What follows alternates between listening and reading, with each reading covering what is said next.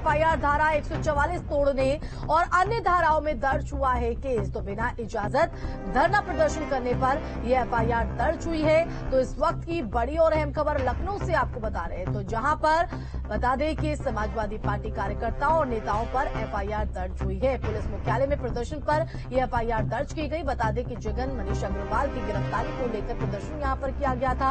अब धारा 144 तोड़ने और अन्य धाराओं में ये केस दर्ज किया गया है। तो बिना इजाजत धरना प्रदर्शन करने पर यह एफआईआर पुलिस की तरफ से दर्ज की गई है। तो लखनऊ से यह बड़ी जानकारी। एसपी कार्यकर्ताओं और नेताओं पर यह एफआईआर दर्ज हुई है। दूसरी तरफ इस बात को लेकर एसपी मुख्यालय पर लगातार मंथन यहां पर चल रहा है, लेकिन इस बीच ये बड़ी जानकारी लखनऊ से, जहां एसपी कार्यकर्ताओं और नेताओं पर पुलिस ने एफआईआर दर्ज की है। पुलिस मुख्यालय में प्रदर्शन पर यह एफआईआर दर्ज हुई है। तो धारा 144 तोड़ने अन्य धाराओं में ये केस दर्ज किया गया है। साथ ही बिना इजाजत धरना प्रदर्शन करने पर यह एफआईआर दर्ज की गई है। जगन गिरफ्तारी को लेकर समाजवादी पार्टी की तरफ से हल्ला बोला जा रहा है। पुलिस पर भी सवाल खड़े किए थे। पुलिस की कार्यशैली को लेकर आरोप यहां पर कई गंभीर आरोप अखिलेश यादव की तरफ से लगाए गए थे और जिस तरह से धरना प्रदर्शन यहां पर किया गया था, ये धारा 144 तोड़ने का आरोप है और इन्हीं आरोपों के तहत अब ये केस दर्ज किया गया है। तो बड़ी जानकारी है। एसपी कार्यकर्ताओं और नेताओं की मुश्किलें लगातार बढ़ते हुए नजर आ रही है। तो एसपी कार्यकर्ताओं और नेताओं पर एफआईआर दर्ज हुई है। पुलिस मुख्यालय में प्रदर्शन करने पर यह एफआईआर दर्ज की गई है। तो इस प्रदर्शन के दौरान धारा 144 तोड़ने और अन्य धाराओं में ये केस दर्ज किया गया है। तो धरना प्रदर्शन से पहले इजाजत भी कोई नहीं ली गई थी। और अब चंदौली से बड़ी खबर है, जहां कोहरे की वजह से गंगा के बीच फंसा गंगा विलास क्रूज। गंगा किनारे सुरक्षा मौजूद है। धानापुर पुलिस कोहरा हटते ही वाराणसी के लिए रवाना होगा गंगा विलास क्रूज। क्रूज में सवार हैं 32 स्विस यात्री। तो इस वक्त की बड़ी और अहम खबर चंदौली से।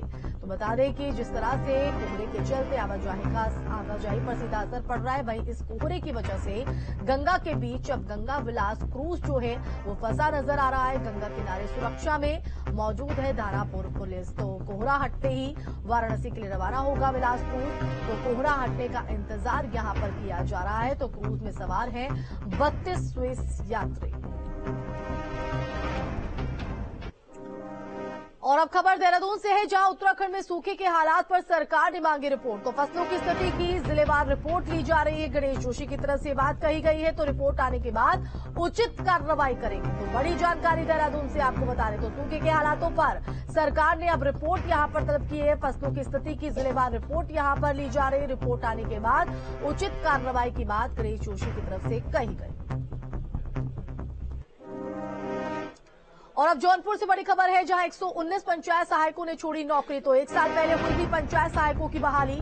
ट्रेनिंग के बाद गांव की दी गई थी जिम्मेदारी। तो अब शासन के निर्देश पर की जाएगी नई बहाली। तो ये बड़ी जानकारी आपको बता रहे हैं, जहां पर 119 पंचायत सहायकों ने नौकरी छोड़ी। एक साल पहले पंचायत सहायकों की बहाली हुई थी। ट्रेनिंग के बाद गांव की जिम्मेदारी इनको दी गई थी और अब शासन के निर्देश पर नई बहाली की जाएगी। तो ट्रेनिंग के बाद गांव की जिम्मेदारी इनको सौंपी गई थी, लेकिन अब एक साथ यहां पर 119 पंचायत सहायकों ने नौकरी छोड़ी है और अब इन पदों को भरने के लिए सरकार की तरफ से जल्द कवायद की जाएगी। और इसी के साथ इस बुलेटिन में फिलहाल के लिए बस इतना ही। देखते रहिए न्यूज़ स्टेट।